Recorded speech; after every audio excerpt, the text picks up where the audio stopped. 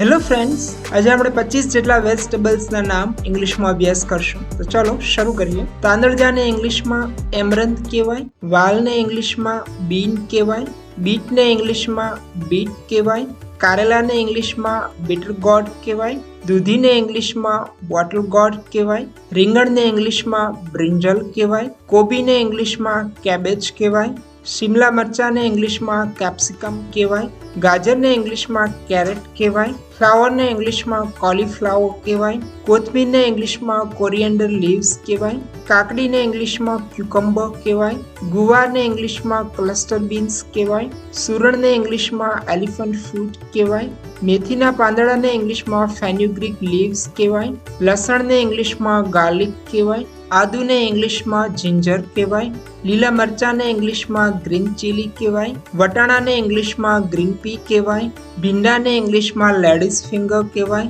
ચોળીને ઇંગ્લિશમાં long beans કહેવાય, ફુદીનાને ઇંગ્લિશમાં મિન્ટ કહેવાય, ડુંગળીને ઇંગ્લિશમાં અનિયન કહેવાય, બટાટાને ઇંગ્લિશમાં પટેટો કહેવાય, કોળાને ઇંગ્લિશમાં પમ્પકિન કહેવાય, તુરિયાને ઇંગ્લિશમાં રીચ ગોડ કહેવાય, મૂળાને ઇંગ્લિશમાં રેડિશ કહેવાય, લાલ મરચાને ઇંગ્લિશમાં રેડ ચીલી કહેવાય, પરોળને ઇંગ્લિશમાં સર્પન્ટ ગોડ ઓર સ્નેક ગોડ કહેવાય, ગલકાને ઇંગ્લિશમાં સ્મૂથ ગોડ કહેવાય, પાલકને ઇંગ્લિશમાં સ્પિનેચ કહેવાય, શક્કરિયાને ઇંગ્લિશમાં સ્વીટ પટેટો કહેવાય, ટમેટાને ઇંગ્લિશમાં ટમેટો કહેવાય, સલગમને ઇંગ્લિશમાં ટર્નિપ કહેવાય, રતાળાને ઇંગ્લિશમાં યામ કહેવાય. અમારો spoken English and grammar classes અમદાવાદમાં આવેલ છે. અગર આપ ઓનલાઈન કે ઓફલાઈન કોર્સ જોઈન કરવા માંગતા હો તો આપેલા નંબર 7283969498 પર કોલ કરી વધુ માહિતી મેળવી શકો છો. આવા પ્રકારની વધુ વોકેબ્યુલરી શીખવા અહીંયા ક્લિક કરી વિડીયો જોઈ શકો છો. Thank you.